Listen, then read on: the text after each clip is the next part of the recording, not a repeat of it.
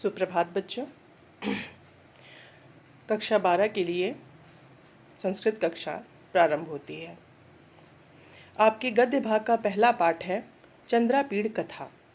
ठीक है बच्चों, जैसा कि आप जानते हैं कि यह कहानी कादम्बरी के शुकनासोपदेश से उद्धृत है।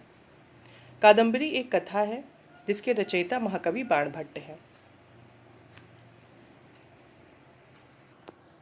हम जान लेते हैं कि कथा और आख्यायिका में क्या अंतर है। कथा जो होती है वो पूर्ण रूप से कवि कल्पित होती है, परंतु आख्यायिका इसमें क्या होता है कि ऐतिहासिक प्रमाणों के आधार पर ये लिखी जाती है, उसे हम आख्यायिका कहते हैं। अब कादम्बरी चूँकि कथा है, कादम्बरी जो है ये हमारी 3 भागों में विभक्त है, कथामुख, पूर्वार्ध और उत्तरार्ध। इसके पश्चात देख लेते हैं कि चंद्रापीड़ और वैशंपायन इन दोनों के 3 जन्मों की कथा के बारे में इसमें बताया गया है। अब रचनाकार इनके बाणभट्ट हैं जिन्होंने इसको प्रारंभ किया, परंतु बीच में ही मृत्यु होने के कारण इनके पुत्र पुलिंद भूषण द्वारा ये पूरी की गई। इसमें महाश्वेता और कादम्बरी के एक जन्म की कथा वर्णित है और इनके जो प्रेमी हैं पुंडरीक और चंद्रापीड़, इनके प्रेमी युगल हैं ये दोनों। अब हम आते हैं राजा शूद्रक के पास। शूद्रक कौन है? ये विदिशा के राजा हैं। इनके दरबार में एक चांडाल कन्या, एक शुक यानी तोते को इन्हें भेंट करने के लिए आती है। अब शुक जो है वो अपने जन्म से लेकर जाबाली ऋषि के आश्रम तक पहुंचने तक का वृत्तांत ये राजा को बताते हैं। अब वो कैसे बताते हैं कि विंध्याटवी नाम का एक पर्वत था, वहाँ पर पंपा सरोवर के निकट एक वृक्ष पर ये शुक अपने पिता के साथ कोटर में निवास करता था, परंतु माता की जन्मोपरांत इनके मृत्यु हो जाती है। एक बार क्या होता है कि शबर सेना का आक्रमण हो जाता है और आक्रमण में तीर लगने से पिता की मृत्यु हो जाती है, परंतु पिता इस शुक को अपने पंखों में छुपाकर धरती पर गिर पड़ते हैं और ये शुक जो है शबर सेना के आक्रमण से बच जाता है। परंतु वहाँ पर पड़ा पड़ा ये प्यास से विह्वल हो जाता है। उसी समय वहाँ से हारित ऋषि स्नान आदि कार्यों से निवृत्त होकर आश्रम लौट रहे थे।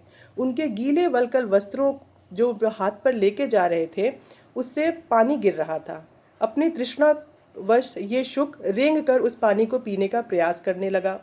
जब हारित ऋषि को शुक ने शुक को देखा तो वो उसे उठाकर अपने पिता जाबाली ऋषि के पास उनके आश्रम में गए और यहाँ पर उन्होंने शुक का सारा वृत्तांत ऋषि जाबाली को बताया।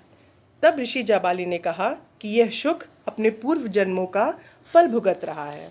अतः हारित ऋषि के आग्रह करने पर महर्षि जाबाली ने शुक का पूरा वृत्तांत उनको सुनाना प्रारंभ किया। तो जो वो सुनाते हैं वही हमारी कादम्बरी की कथा है।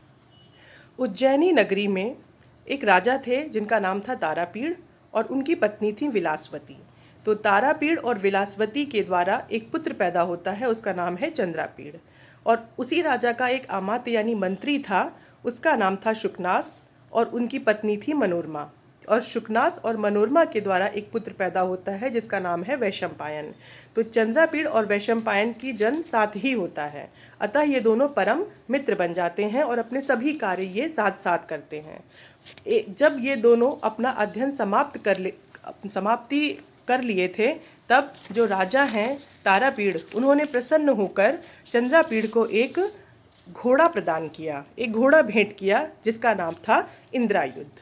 अब चंद्रापीड़ को जब घोड़ा मिला और इनका अध्ययन भी समाप्त हो गया तब दिग्विजय के लिए चंद्रापीड़ और वैशंपायन निकल जाते हैं। तो लेकिन एक बार क्या होता है कि चंद्रापीड़ अकेले ही शिकार करने के लिए जाते हैं और उन्हें एक किन्नर युगल का जोड़ा मिलता है जिसका पीछा करते करते वो अक्षोत सरोवर के पास पहुंच जाते हैं। अक्षोत सरोवर के पास जब वो पहुंचते हैं तो वहाँ उन्हें एक तापसी मिलती है जिसका नाम है महाश्वेता। वो बैठकर तपस्या करती रहती है। अब महाश्वेता कौन है? ये गंधर्वराज हंस और गौरी की पुत्री है। ठीक, अब ये जो है वल्कल वस्त्रों में बैठकर वहाँ पर तपस्या कर रही है। अब ये जो महाश्वेता है ये एक व्यक्ति था पुंडरीक, उस पर आसक्ति थी, यानी उसको प्रेम करती थी और दोनों प्रसन्नता पूर्वक रहते थे। परंतु असमय पुंडरीक की मृत्यु हो जाती है, जिससे दुखी होकर महाश्वेता कौमार्य व्रत धारण कर लेती है। दुखी होकर वह भी मरना चाहती है, परंतु आकाशवाणी हो जाती है और आकाशवाणी से उसे पता चलता है कि पुंडरीक पुनः जीवित हो जाएगा। इसलिए वह मरने के निश्चय को त्याग करके वो कौमार्य व्रत धारण कर लेती है। और पुंडरीक जो है ये श्वेतकेतु के पुत्र हैं। ठीक है बच्चों, तो तापसी महाश्वेता पुंडरीक को प्रेम करती है, लेकिन उसकी असमय मृत्यु के कारण वो कौमार्य व्रत धारण करके अक्षोत सरोवर के पास बैठी रहती है, जहाँ पर चंद्रापीड़ पहुँच जाते हैं किन्नर युगल का पीछा करते करते। ठीक है, अब चंद्रापीड़ महाश्वेता से मिलते हैं तो महाश्वेता उन्हें अपनी पूरी बात बताती है कि मेरा तो कौमार्य व्रत धारण कर लिया है, परंतु मेरी साथ ही मेरी सखी है जिसका नाम है कादम्बरी, वो भी मेरे साथ कौमार्य व्रत को धारण किए हुए है, जो कि उचित नहीं है, अतः कृपया उसको समझाएं। तो ऐसा सुनकर चंद्रापीड़ और महाश्वेता कादम्बरी को समझाने जाते हैं, जहाँ पर कादम्बरी चंद्रापीड़ को देखती है और दोनों एक दूसरे पर आसक्त होकर प्रेम पूर्वक रहने लगते हैं। परंतु उसी समय उज्जैन से उनके पिता तारापीड़ का बुलावा आता है। तब चंद्रापीड़ क्या करते हैं कि वैशंपायन को सेना के साथ पहले ही भेज देते हैं कि वो पहले ही चले जाएं उज्जैन, और उसके बाद कुछ समय पश्चात चंद्रापीड़ उज्जैन आते हैं। परंतु जब उज्जैन आकर उन्हें पता चलता है कि वैशंपायन तो अभी तक राजमहल नहीं पहुँचे हैं, अतः उसको ढूंढने के लिए वो पुनः अक्षोत सरोवर के पास आते हैं। अब वहाँ पर वो क्या देखते हैं कि वैशंपायन, वहाँ पर देखते हैं कि महाश्वेता बैठी हैं, तो वो उनसे वैशंपायन के विषय में पूछते हैं। तो महाश्वेता बताती हैं कि यहाँ पर वैशंपायन आए थे और वो मुझ पर आसक्त हो गए थे, अतः महाश्वेता जो है उन्होंने क्या किया, क्रोधवश वैशंपायन को श्राप दिया, और जिससे वैशंपायन जो है वो तोता बन जाता है। और यह वही तोता है जो अपने पूर्व जन्म की कहानी जाबाली ऋषि के द्वारा जो सुनाई गई थी उसको कह रहा है। ठीक है, जब चंद्रापीड़ पूरा वृत्तांत सुनते हैं कि उनका मित्र तोता बन गया, तो वो भी दुखी हो जाते हैं और वो अपना प्राण त्याग देते हैं, यानी उनकी मृत्यु हो जाती है। तो चंद्रापीड़ की मृत्यु का समाचार सुनते ही महाश्वेता की सखी जो है कादम्बरी, जो उन पर आसक्त है, वो भी मरणासन अवस्था में पहुंच जाती है, यानी वो भी मरने के लिए आतुर हो जाती है। परंतु उसी समय क्या होता है, फिर से आकाशवाणी होती है और आकाशवाणी द्वारा कादम्बरी को पता चलता है कि तुम मृत्यु को प्राप्त मत हो, तुम्हारा और तुम्हारी सखी महाश्वेता, तुम दोनों को अपने अपने प्रेमी से मिलने का जल्द समय आएगा, इसलिए तुम लोग मृत्यु को मत प्राप्त हो। फिर ऐसा सुनकर कादम्बरी मृत्यु नहीं प्राप्त करती।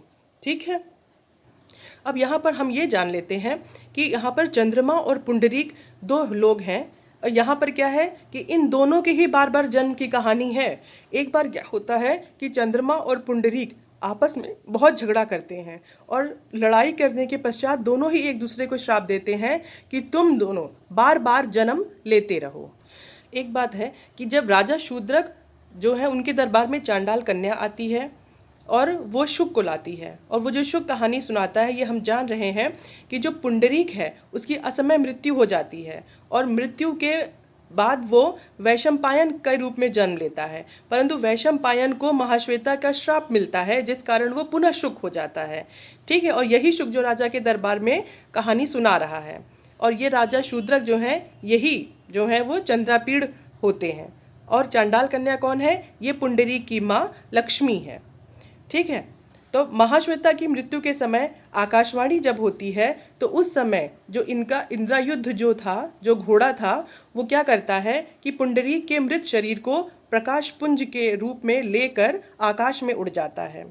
ठीक है, तो हम जान लेते हैं कि जो चंद्रमा और पुंडरीक जिन्होंने आपस में एक दूसरे को श्राप दिया था, तो चंद्रमा कौन है, वो जन्म लेता है चंद्रापीड़ के रूप में, और उसके बाद फिर वो जन्म लेता है शूद्रक के रूप में, और पुंडरीक जो है वो जन्म लेता है वैशंपायन के रूप में, और फिर वो उसका श्राप से बन जाता है वो तोता। ठीक है, तो इस प्रकार चंद्रमा और पुंडरीक इनका 3-3 जन्म होता है, लेकिन वर्तमान में हम मध्य जीवन को ध्यान में रखते हुए कहते हैं कि ये चंद्रापीड़ और वैशंपायन के जीवन की कथा है। ठीक है, तो उसके बाद क्या होता है, अतः बच्चों जब तोता राजा शूद्रक के दरबार में महर्षि जाबाली द्वारा कही गई कहानी को राजा शूद्रक को सुनाता है तो उसी समय उसको यह उद्बोध होता है पुनः कि वो वर्षों से महाश्वेता को प्रेम करता आ रहा है और उसका वर्षों से दबा हुआ जो प्रेम होता है वो जागृत होने लगता है। और अतः जब उसको ये भान होता है तो वह उड़कर अपनी प्रियसी महाश्वेता के पास जाने लगता है, परंतु उसी समय ये चांडाल कन्या जो पुराने समय में पुंडरीक की माँ लक्ष्मी थी वो क्या करती हैं, वो इसको पकड़ लेती हैं और पकड़ने के पश्चात ये राजा शूद्रक के दरबार में उसको ले आती हैं। इस प्रकार जो सभी हैं वो अपने जीवन के बारे में और उनके पूर्व जन्म के बारे में जानकारी उनको मिल जाती है, उनको प्राप्त हो जाती है और बाद में सब कुछ जानने के बाद शुक कथा की समाप्ति हो जाती है और जिसको भी जो जो श्राप मिला होता है वो सब अपने श्राप से मुक्त हो जाते हैं और सुखपूर्वक जीने लगते हैं।